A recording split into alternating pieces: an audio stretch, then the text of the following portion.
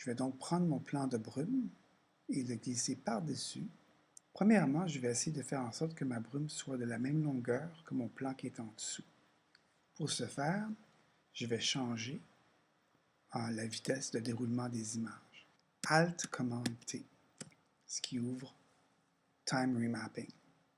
Et je vais ouvrir mon plan pour couvrir l'ensemble de ma composition et prendre le keyframe ou l'image clé de la fin et la glisser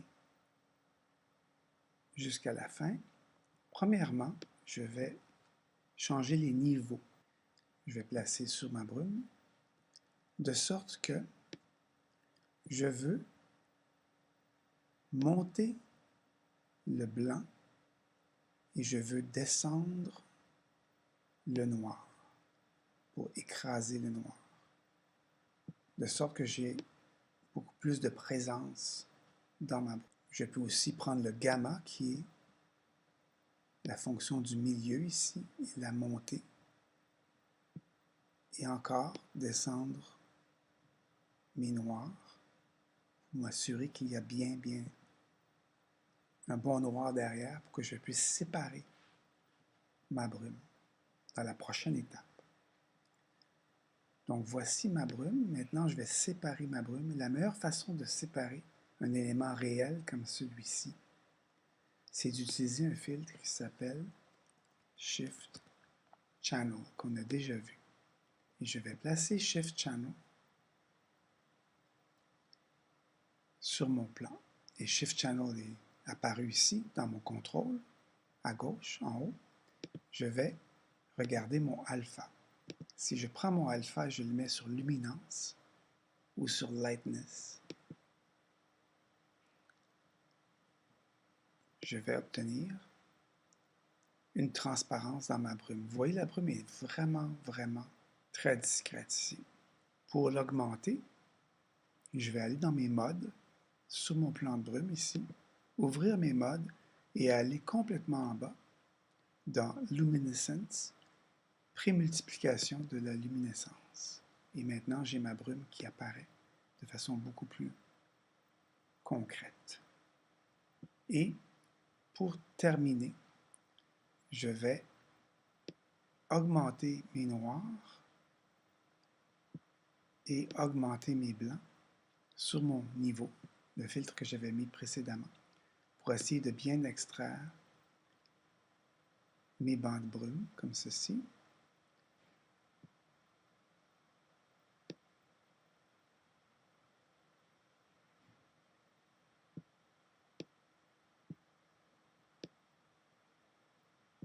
Et voilà.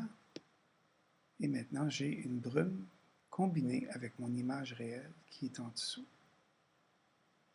Ça fait mystérieux.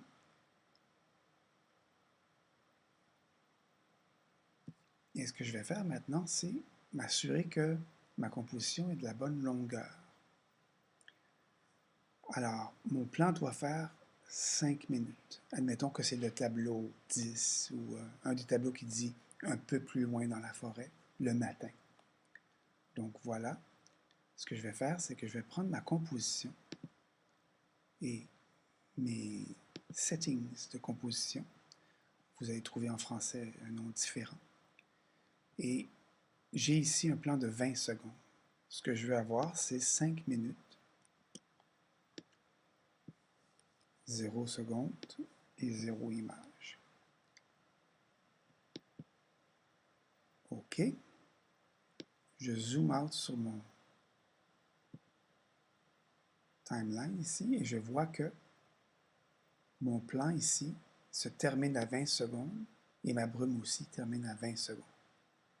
Ce que je vais faire ici, c'est que je vais faire une image fixe ici sur ce plan. Je vais faire un freeze frame ou un gel d'image. Pour faire un gel d'image, rapprochons-nous un peu de ce plan. Donc, je zoome in ici et je vais me mettre à la fin du plan. Et encore une fois, je vais ouvrir mes fonctions temporelles. Donc, Alt, commande T.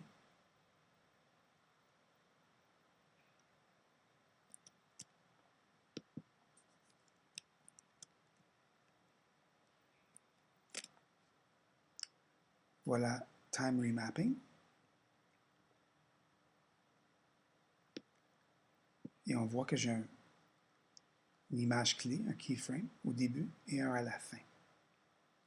Ce que je vais faire ici, en zoom out, c'est que je vais tirer sur le rideau du plan pour faire en sorte que le plan dure toute la durée de mon 5 minutes. Et je vais laisser mon keyframe exactement là, ce qui fait que au moment où mon plan, je vais enlever la visibilité en haut ici sur mon œil pour qu'on voit ce qui se passe. Au moment où j'atteins mon keyframe, mon plan s'arrête et je reste là en freeze frame pour tout le reste du plan. Ce que je peux faire à la fin, c'est simplement copier le keyframe qui est ici, donc commande C pour copier et commande V pour le coller.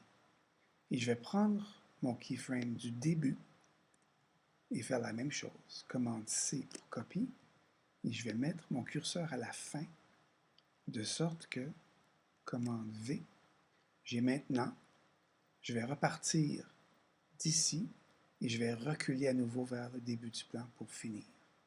Donc, j'ai créé un nouveau mouvement à la fin. J'ai simplement inversé et copié les keyframes et je les ai mis à la fin. On peut faire ça n'importe où. On peut, par exemple, diminuer la vitesse de notre plan en tirant sur les keyframes ici, de part en part, de sorte que le plan est plus ralenti. Et ce que je peux faire aussi ici, c'est faire en sorte que ces deux keyframes-là aient une décélération progressive. Donc, je sélectionne mon keyframe et je fais CTRL-clic qui ouvre mon assistant des keyframes et je vais faire un Easy Ease Out sur ce côté ici. Et même chose ici. Donc, CTRL-clic, Easy Ease In. Donc, j'obtiens comme une sorte de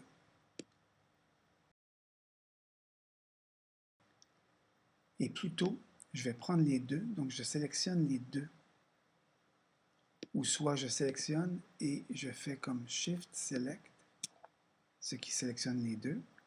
Et encore une fois, CTRL-clic, Assistance, et je vais faire Easy Ease, ce qui va faire une décélération automatique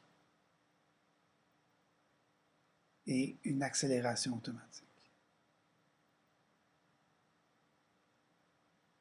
Maintenant que mon plan a été transformé au niveau de la vitesse et que j'ai un plan qui couvre 5 minutes, je dois maintenant augmenter ma brume et mettre ma brume partout. Plutôt que de ralentir ma brume, ce que je vais faire, c'est démultiplier ma brume. Je vais remettre la visibilité de ma brume, démultiplier ma brume et l'étaler un peu partout. Je sais comment on fait, on l'a déjà fait. Donc, je vais calculer combien de fois la brume rentre dans mon plan. Mon plan fait 20 secondes et j'ai 5 minutes. Ça veut dire 3 fois 20 secondes pour 1 minute. Donc, j'ai 3 fois, puis j'ai 5 minutes. 3 fois 5, 15. J'aurais besoin de 15 segments pour remplir la durée totale de mon plan. Je vais donc faire commande D 14 fois, parce que j'en ai déjà un. Donc, 1, 2, 3, 4, 5, 6, 7, 8, 9, 10, 11, 12, 13, 14. Et je vais maintenant sélectionner. Le premier est déjà sélectionné. Je vais m'en aller en bas.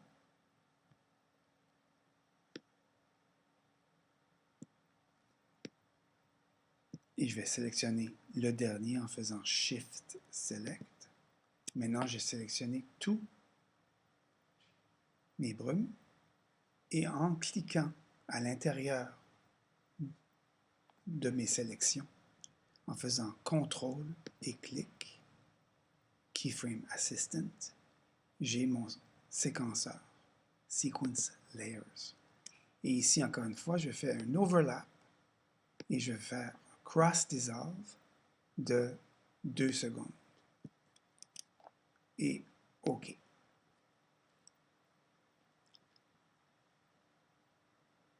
J'ai donc maintenant ici une animation de ma brume en transition qui couvre l'ensemble de mon plan. Je vais maintenant faire Layer, précomposer l'image, bouger les attributions, et j'appelle ça brume. OK. Et j'ai maintenant un plan de ma brume. Et ce que je vais faire pour finir, c'est T pour opacité, et je vais créer un keyframe sur 0%. Donc, je mets mon curseur ici et je glisse jusqu'à 0%. Et je vais progressivement augmenter ma brume très lentement à travers tout le plan.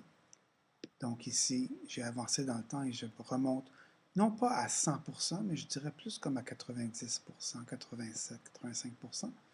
Je veux avoir une certaine transparence dans ma brume.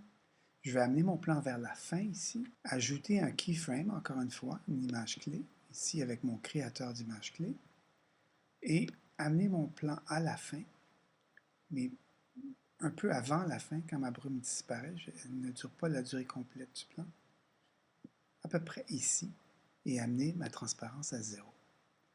Donc j'ai maintenant créé un fade-in, fondu à l'ouverture, sur ma brume, et ma brume, mon plan est arrêté, mais ma brume continue à danser. Ma brume va rester sur le plan tout le temps du plan, jusqu'à la fin, où elle disparaît, aussi magiquement qu'elle est apparue, et mon plan recule vers le début.